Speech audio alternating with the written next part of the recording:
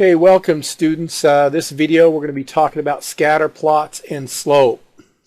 In the last video we talked about an assignment we talked about a line of best fit. We talked about a scatter plot. You were given the data. You put that data into decimals. It would give you a picture like we have there.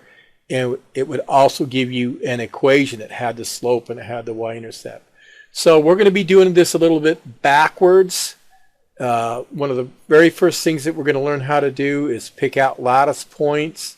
It says find two lattice points on the line of best fit. Use your 2 points to calculate the slope and round your answer to the nearest tenth. Okay, so we have to find two lattice points. And when we find these two lattice points, remember a lattice point is a point that fits on two minor axes. And we're not really interested in the dots that are there, the plotted points. We want to find a lattice point that goes along that line of best fit. First thing we want to do is find a lattice point that's at the low end of the line and one that's up high. And those lattice points again have to be on the line of best fit. Okay? And we have to find two of them. We're going to use those 2 points to calculate the slope. Okay? And again, this goes back to what we did in January. So if I trace this line along here, trace it up, that's not a lattice point, that's not a lattice point. It looks like I have one right there. So that's going to be my first lattice point. You can see the x value will be 3 and the y value is going to be 5. So my first point is 3 and 5. So I'm going to write that over, pair down. Now remember, you want to choose a lattice point that's low and one that's high so we can kind of get a better representation of the slope. So as I go up, I can see there's probably a lattice point right there. And looks like there might be one right there. I'm going to choose the one that's a little bit farther away. That looks good. And sometimes you don't have to choose exactly the same lattice point. Just choose something that's close and then your answer should be okay. So this lattice point is the point 7 on the x and looks like 12 for the y value. So those are my 2 points. Now we're going to use those 2 points. We're going to calculate slope. So now remember, m, slope, is how the y's are changing divided by how the x's are changing. Okay, so if you look at the second y, the highest y up high is 12. So we have 12, and then we're going to subtract the low y, the one down below is 5. So 12 minus 5. And now we'll do our x's. So the x for the high point is 7. The x for the low point is 3. Now we just do the math there. I have 7 divided by 4. Now we're going to go ahead and take my calculator. Now remember, we want to have a decimal for this. So don't leave it as 7/4. Take your calculator and we're going to take 7 divided by 4 and we're going to round it to the nearest tenth. So 7 divided by 4 gives me 1.75. So that decimal is 1.75. Now you can see there's 2 decimal places there. I want to round it to the nearest tenth. So how I round that is I'm going to look at that 5. Okay? If that number next to that 7 is a 5 or bigger, that 7 is going to become an 8. If that 5 would be a 4, that 7 would stay a 7. Okay? Now, depending on what points you pick, there can be some possible answers, and we'll talk about those in a minute.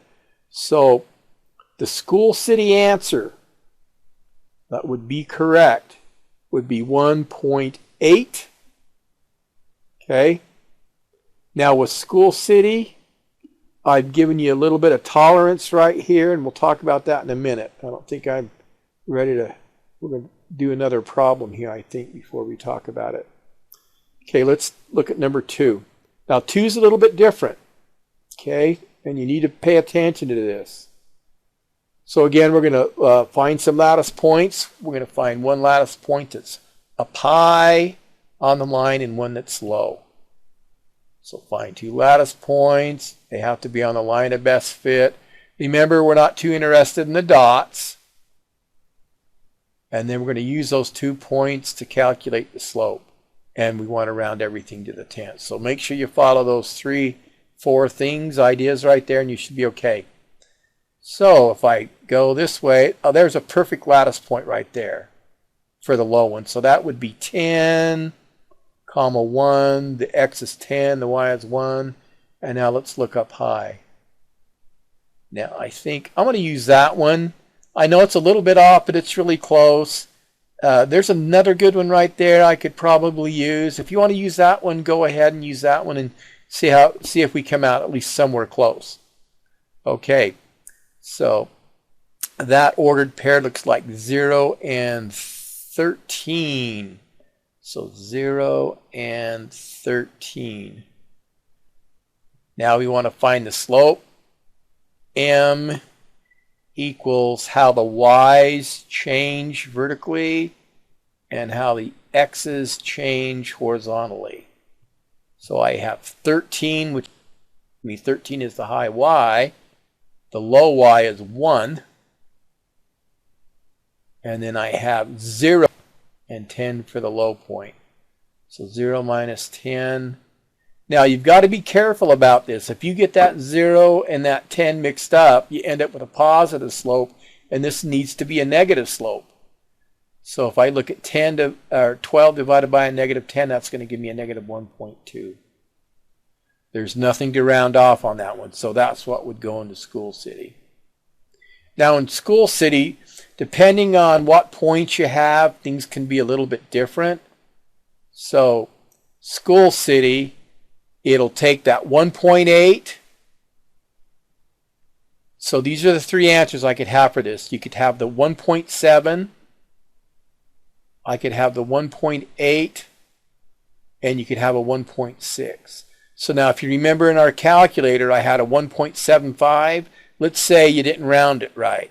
And you just left it at 1.7. Or maybe your points were a little bit off. Okay, not the same points. So I've given you quite a bit of leeway. So any one of those 3 answers, anything within that range will work, okay? Anything within that range, 1.8 to down to 1.6 will work, okay?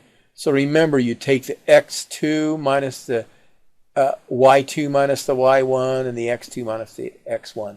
Don't be doing the Pythagorean theorem on this. We're done with the Pythagorean theorem.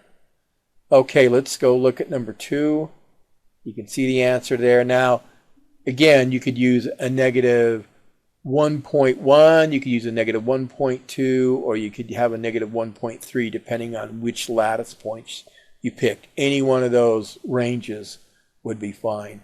So that's your video for this afternoon, and thanks for watching and have a good day.